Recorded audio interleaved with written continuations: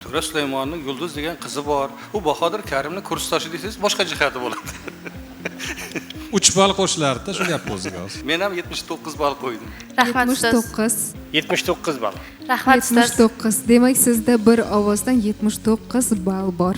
O'zbek adabiyotining yorqin vakillaridan biri bo'lgan shoir To'ra Sulaymon 1934-yil Jizzax viloyati Baxmal tumanida tug'ilgan va ayrim bir sabablarga ko'ra, ya'ni otasi o'sha davrda millatchilikda ayblanib hibsga olinadi va ular oilasi bilan To'ra Sulaymon Sirdaryoga borib yashaydi. Va shuningdek, uning har bir asarlarida ko'rishimiz mumkinki, o'zining vatanini Jizzax viloyati hamda Sirdaryo o'rtasida bo'lgan ishlarni olib boradi.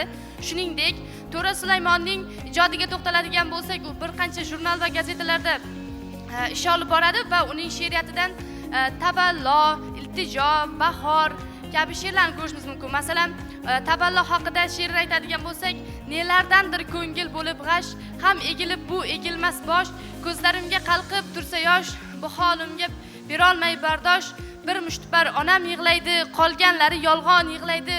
She'ri orqali onalarning buyuk zotligi, ularning aka og'a o'rtasidagi o'zaro ixtiloflarni va onalar har doim farzandlarini o'ylab yurishi kabi e'tirof ma'lumotlarni ko'rishimiz mumkin.